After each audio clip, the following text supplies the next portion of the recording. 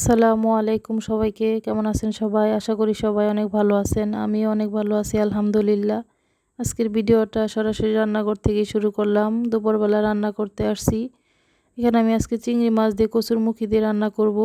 আর চুলায় গ্যাস খুবই কম, একেবারে অল্প পরিমাণ গ্যাস আছে। তো এখানে আমি আজকে রান্নাটা বসাইছি, কারণ প্রতি মানে সব সময় বেশিরভাগ সময় কিন্তু আমার ইলেকট্রিক চুলায় রান্না করতে হয়, কারণ গ্যাস তো থাকেই না।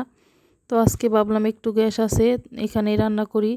কারণ আমরা তো মধ্যবিত্ত ফ্যামিলির মানুষ, আমাদের কিন্তু আসলে একটু হিসাব করে চলতে হয়। ইলেকট্রিক চুলায় রান্না করলে দেখা যায় অনেক টাকাই কারেন্ট বিল এসে যায়। তো আর আজকে হালকা পাতলা রান্না, খুব বেশি কোনো কিছু রান্না না, এর জন্য আমি এখানেই বসিয়ে দিলাম।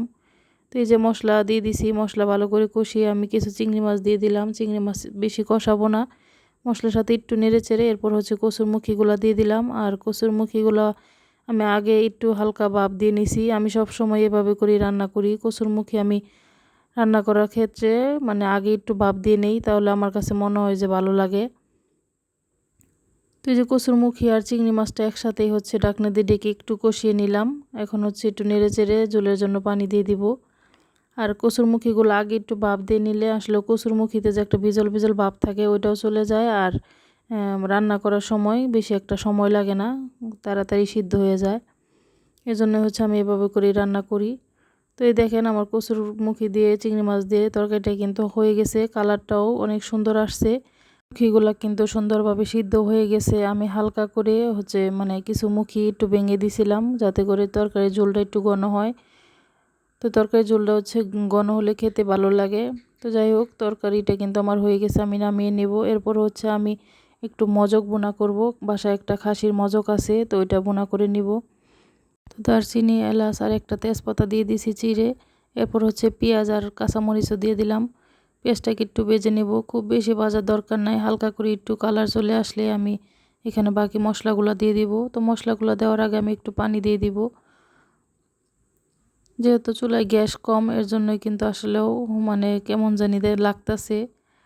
তো একটু পানি দিয়ে এরপর হচ্ছে আদা রসুন বাটা দিয়ে দিলাম। আর হলুদের গুঁড়া, মরিচের গুঁড়া, ধনিয়ার গুঁড়া দিব। যেহেতু খাসির মজক, খুবই ছোট একটা মজক, এর জন্যই মশলাও কিন্তু ওই পরিমাণেই আমাকে দিতে হবে।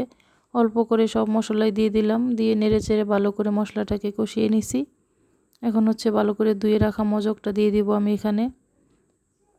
এর আগে আমি যে গরম মশলার গুঁড়ি দিয়ে দিলাম, মানে খুবই সামান্য পরিমাণ, 1 চামচের 3 ভাগের 1 ভাগ একটু গরম মশলা দিয়ে দিলাম।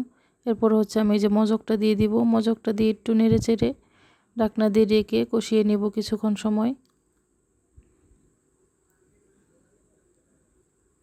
তো একটু নেড়ে চেড়ে এরপর হচ্ছে ঢাকনা দিয়ে ঢেকে মজকটা কষিয়ে নিব। তো ঢাকনা তুলে নিলাম, মজকটা কিন্তু আমার কষানো হয়ে গেছে, এর থেকে বেশি কষানোর দরকার নাই।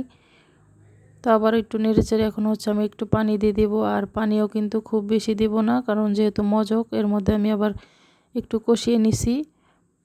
তো খুবই অল্প পরিমাণে হচ্ছে আমি পানি দিয়ে দিব। পানি দিয়ে মজকটাকে একেবারে বোনা বোনা করে নিব।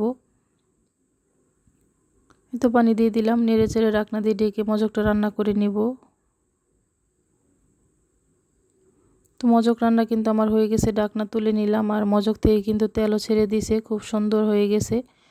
তো খুব সহজেই কিন্তু আমি মজকটাও বোনা করে নিলাম। আর এই মজক বোনাটাও কিন্তু খেতে অনেক বেশি মজার হয়। তো আমার আজকের ভিডিওটা আপনাদের কাছে কেমন লাগলো কমেন্ট করে জানাবেন। ভালো লাগলে চ্যানেলটাকে সাবস্ক্রাইব করে একটা লাইক দিয়ে দিবেন। তো মজকটা আমার হয়ে গেছে, আমি একটা বাটিতে তুলে নিব। তো ভালো থাকবেন সবাই, সুস্থ থাকবেন, আমার জন্য দোয়া করবেন। আল্লাহ হাফেজ সবাইকে।